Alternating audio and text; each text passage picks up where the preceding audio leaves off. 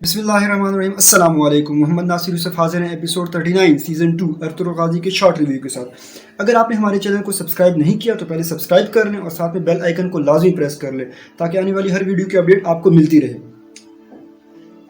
हाइमा खानम की तबीयत थोड़ी सी बेहतर होती है। गुंदोगदू और सलजान उसके पास बैठे होते हैं इयादत करने के लिए।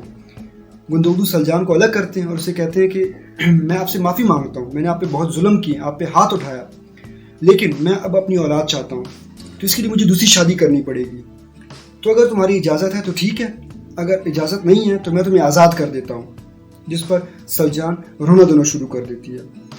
तू तकिन की सांस बंद हो जाती है और तो उनको इंजेक्शन लगाना शुरू कर देते हैं और दूसरे बिन अरबी अल्लाह से दुआ मांगते हैं कि अल्लाह इसको शिफा दे दे, क्योंकि ये अर्तुल की गवाही देने वाला है, अगर ये गवाही नहीं देगा तो अर्तुल फंस जाएंगे। और अल्लाह उनकी दुआ सुन लेते हैं और तू तकिन की सांस दोबारा बहाल हो जाती है। गुंदोगदू अर्तुल के पास जाते हैं और उसे बताते हैं कि मैंने सलजान को बता दिया कि मैं दूसरी शादी करने लगा हूँ अपनी औलाद की, अगर वो इजाज़त देती है तो ठीक है, अगर नहीं देती तो मैं उसको आज़ाद कर दूंगा। जिस पर अर्तुल उसको कहते हैं कि आप दूसरी शादी किससे करेंगे? गोंचा गुल से करेंगे। जिस पर गुंदोगदू बिल्कुल हैरान हो जाते हैं कि आपको कैसे पता चला गोंचा गुल? जिस पर अर्तुल उसको कहते हैं कि मुझे भाभी ने बताया था, लेकिन मैं आपको ये बता दूं कि आप भाभी को छोड़े ना, बाकी के भाभी की हमारे लिए बहुत ज़्यादा खिदमत है। और एक और चीज़, काराबे से आपने होशियार रहना है, क्योंकि काराबे वो बंदा है, जब मैं नोयान ने मुझे कैद किया हुआ था और मेरे हाथों में वो कील ठोंक रहा था तो उस पर बहुत खुश हो रहा था, तो आपने उससे होशियार रहना है। सरदार कोरगुत हाइमा खानम की इयादत के लिए आते हैं और उससे माफ़ी मांगते हैं अपने किए पर। जिस पर हाइमा खातून उसको कहती हैं कि मेरा बेटा अर्तुगरुल बेगुनाह है, उसने किसी का कत्ल नहीं किया। इतने में गुंदोगदू को पता चल जाता है, गुंदोगदू भी वहाँ पे आ जाते हैं और उसे कहते हैं कि वाह मामू वाह, कभी आप कत्ल के वार करें हमारे ऊपर और कभी आप इयादत करने आए। खैर थोड़ी सी गुफ्तगू के बाद गुंदोगदू उसको कहते हैं कि कल अर्तुगरुल के बारे में फ़ैसला आने वाला है और आपको अर्तुगरुल का साथ देना होगा, क्योंकि आपको पता है कि वो बेगुनाह है, उसने किसी का कत्ल नहीं किया। और वो सर हिला देते हैं। दमीर और हलीमा रात का क़याम एक जगह पे किया होता है, जिस शख्स के घर उन्होंने क़याम किया होता है वहाँ पर नोयान का सिपाही भी पहुँच जाता है।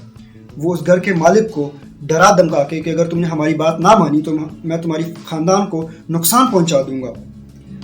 और एक शरबत उसको देते हैं जिसमें वो उन्होंने कोई बेहोशी की दवा पिलाई होती है और वो दमीर और हलीमा के पास ले जाते हैं। वो दोनों पी लेते हैं। उसके बाद दमीर बाहर पहरे पे खड़े हो जाते हैं और हलीमा सो जाती है।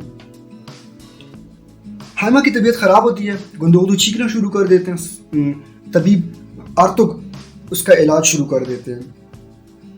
अर्तुगरुल और सरदार कोरगुत की मुलाकात होती है, इसमें अर्तुगरुल उस पर गुस्से होते हैं कि मैं कब से आपको कह रहा था कि नोयान हमला करने वाला है, लेकिन आपने हमारी बात नहीं मानी, और जब अब तू तकिन के मौत का जिम्मेदार आप लोग मुझे ठहरा रहे हैं, असल जिम्मेदार तो आप सब हैं।